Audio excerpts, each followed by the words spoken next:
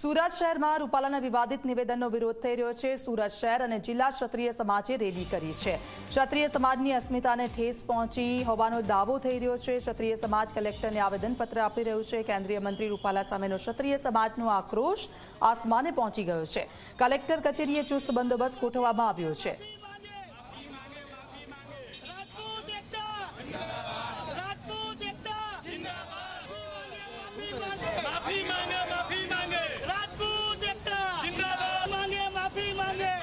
પુરુષોત્તમ રૂપાલા દ્વારા જે રીતે વિવાદિત નિવેદન આપવામાં આવ્યું છે ત્યારબાદ આપ જોઈ શકો છો રાજપૂત કરણી સેના દ્વારા વિરોધ પ્રદર્શન કરવામાં આવી રહ્યું છે। ખાસ કરીને વિવિધ જે બેનરો છે તે બેનરો લઈને તેઓ દ્વારા વિરોધ પ્રદર્શન કરવામાં આવી રહ્યું છે। કમરનું ફૂલ આપની ભૂલ જે બેનરો છે તે બેનરો લઈને વિરોધ પ્રદર્શન કરી રહ્યા છે। આપ જોઈ શકો છો મોટી સંખ્યામાં અહીં કરણી સેનાના જે લોકો છે તે લોકો જોડાયા છે।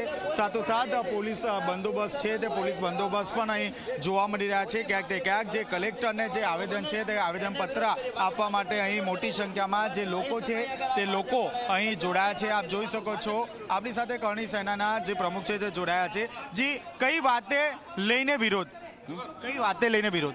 આ એક પુરુષોત્તમભાઈ રૂપાલાએ જે ક્ષત્રિય સમાજને વિરુદ્ધ ઘણી બધી ખોટી ટિપ્પણી કરી છે, જે સત્રાણીઓ વિરુદ્ધ પણ ટિપ્પણી કરી છે, એને લીધે અમારો આખો વિરોધ છે। પણ વિરોધ ઓનલી ને ઓનલી ખાલી પુરુષોત્તમ રૂપાલાનું છે અને એને પણ ટિકિટ નહીં મળવી જોઈએ। અગર ટિકિટ મળી તો આખો બીજેપીનો વિરોધ થશે। અરે માફી માંગવાથી થોડી ના લે છે। આમ તો ગમે એ ગલતી કરીને ગમે માફી માંગે ના, હવે સિસ્ટમ આખો ચેન્જ થઈ ગયો છે।